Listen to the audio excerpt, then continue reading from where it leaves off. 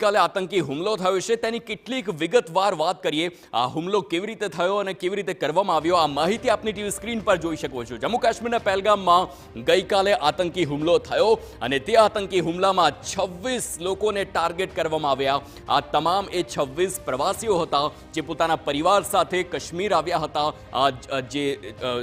જે સ્વર્ગ છે તેને માણવા આવ્યા હતા। પહેલગામમાં હુમલામાં 6 આતંકી સામેલ છે તે પ્રકારે સૂત્રો તરફથી માહિતી મળી છે અને TV9 પર સતત એ તસવીર આપને બતાવી છે।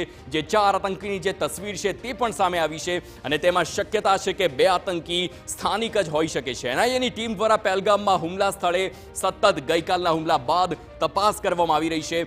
NIAની ટીમ જે આખો પહેલગામનો વિસ્તાર છે જંગલ વિસ્તાર છે તે જંગલ વિસ્તારમાં સતત સર્ચ ઓપરેશન ચાલી રહ્યા છે। પહેલગામના જંગલોમાં આતંકવાદીઓની શોધખોળ ચાલી રહી છે। ડ્રોન મારફતે હેલિકોપ્ટર મારફતે આ તમામ મારફતે સર્ચ ઓપરેશન સતત ચલાવવામાં આવી રહ્યું છે અને ક્યાંય પણ જો આતંકવાદીઓની બિલકુલ થોડીક પણ ભાળ મળે તો તેમને પૂરા કરી દેવામાં આવશે। બારામુલામાં ઘૂસણખોરી કરવા જતા 2 આતંકીઓને ઠાર પણ કરવામાં આવ્યા છે અને હજુ પણ આતંકીઓ તેમાં વધારો થાય તેવી પણ શક્યતા છે। સતત સ્કેચ બનાવવામાં આવી રહ્યા છે, તેમની તસવીર શોધવામાં આવી છે અને તેના આધારે જ હવે સર્ચ ઓપરેશન પણ હાથ ધરવામાં આવ્યું છે। PM મોદીએ દિલ્હી એરપોર્ટ પર હાઈ લેવલની બેઠક કરી। આપને જણાવી દઈએ કે સાઉદી અરબના દોરા પર ગયા હતા અને તે આખો જે પ્રવાસ ટૂંકાવીને તે પરત ફર્યા અને ત્યારબાદ તાત્કાલિક દિલ્હીમાં આ બેઠક કરવામાં આવી છે।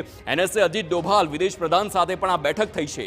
જ્યારે ગૃહપ્રધાન અમિત શાહની વાત કરીએ તો આ માહિતી મળતા જ જે જમ્મુ કાશ્મીરમાં શ્રીનગર માટે રવાના થયા હતા ત્યાં સમીક્ષા કરી હતી અને ત્યારબાદ આજ સવારના એ પણ દ્રશ્યો જોયા છે જ્યાં મૃતકોને શ્રદ્ધાંજલિ પણ અર્પવામાં આવી છે। પહેલગામની ઘટના સ્થળની અમિત શાહે સીધી જ મુલાકાત લીધી છે।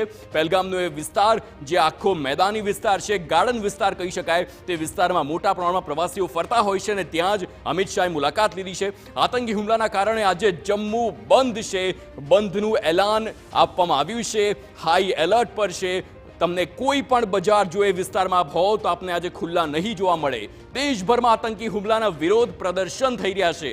અમદાવાદના અને નવસારીના દ્રશ્યો જોયા આપણે જ્યાં લોકો શ્રદ્ધાંજલિ